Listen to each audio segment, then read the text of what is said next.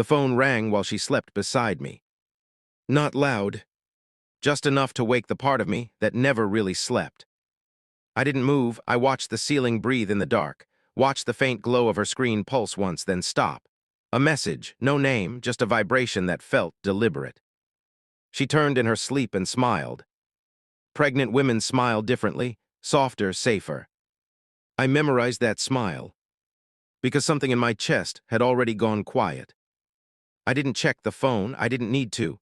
Suspicion isn't born from evidence. It's born from pattern, from timing, from the way love suddenly learns how to lie without stuttering.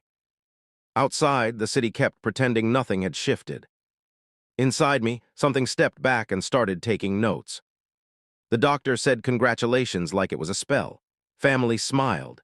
My wife cried happy tears and squeezed my hand like she was anchoring herself to truth. I squeezed back. Timing didn't make sense. The dates bent if you pushed them even gently. Her stories were polished, too smooth, rehearsed in advance. She avoided my eyes when she talked about cravings, about fear, about the future. At night, I listened to her breathe and counted weeks in my head. Denial is loud. Realization is silent. I didn't accuse, I didn't ask, I watched. I noticed how her phone never left her hand, how certain names disappeared from her contacts, how she showered longer, cried faster, loved harder, like she was compensating for something leaking underneath. The baby kicked, everyone celebrated. I smiled for photos I knew I would never frame. I ordered the test online. No drama, no late-night breakdown, just logistics, a swab, a form, a lie told gently to get a sample. She trusted me. That was the worst part. Days passed, weeks. She talked about baby names, I talked about work. We played house inside a burning building and pretended not to smell smoke. I rehearsed every possible outcome in my head, not because I hoped to be wrong, but because I needed to be prepared to be right. When the email came, I was alone. Probability, 0%.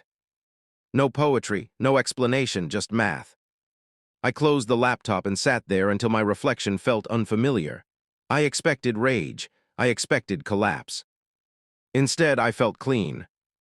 That night, I placed the printed report on the table between us like a menu. I already know, I said before she could speak. Her face folded in on itself.